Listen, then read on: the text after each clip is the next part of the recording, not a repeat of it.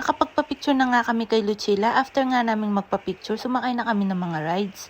Una nga naming sinakyan ni Reby itong chicken, niyayaya ko si Martina, ayaw niya.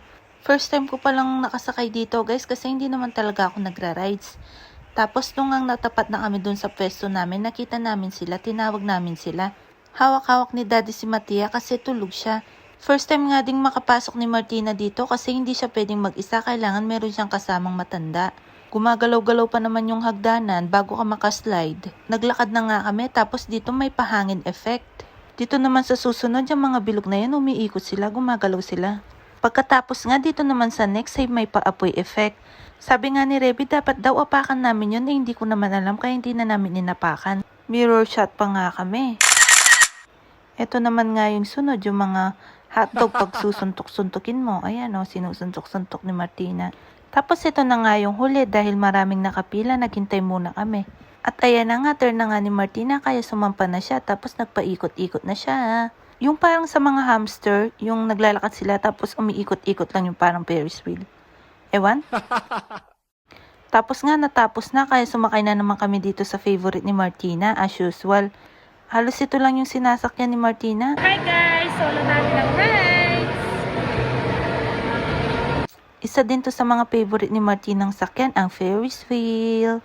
Dahil nga tulog pa si Mattia, kaya ako muna yung nag-rides pagkatapos ni Martina, si Ate Reby naman. Sumakay nga kami dito sa roller coaster, first time ko, ayaw ko nang maulit. Nung nagpunta nga pala kami dito, ginagawa pa yung kotse ng Luna Farm, siguro ngayon okay na yan, tapos na. Pagkatapos naman namin doon sa roller coaster, dito naman kami sa baboy, yung mga tumatalon-talon, nakakawala ng tiyan. Ayaw ko talagang sumasakay sa mga rides, sumasakit yung tiyan ko, yan nahihilo ako. Dahil hindi ko nga na-videohan yung pagkuha na lang ng premyo niya, yung video ko. Pangalawang try pa lang yan guys, nakuha na agad yung stop toys, kaya tuwang-tuwa si Martina. Isa rin sa mga nilalaro ni Martina yan, yung favorite niya. Tapos first time na itry ni Ate Reby tong bola, kala niya pag na-shoot sa gitna, makukuha niya yung bola, pero hindi, dapat ma-shoot dun sa 3 butas. Ayun nga, nakakuha siya ng isa, hindi lang isa, kundi 2. Brava Ate Reby! Kaya nakarami nga kami ng bola guys. Ayan nga, dahil nag-enjoy si Ate Reby, kumuha pa siya, nakaisa pa siya. Tapos sinubukan ulit ni na Daddy kung swerte pa sila sa stuffed toys. Kaso mukhang hindi na kasi binibitawan na niya. Napapanood ko yung mga hacks sa TikTok, hindi naman natatotoo. Ginagawa ko, hindi naman ako nakakakuha. Huling try nga si Ate Reby na yung gumawa, wala pa rin. Tapos ayan pala yung mga napanalunan namin, 3 bola at saka isang stuffed toy.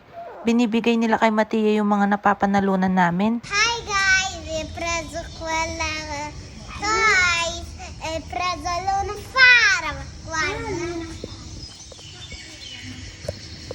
At dyan na nga nagtatapos ang ating vlog guys. Thank you. God bless. Bye!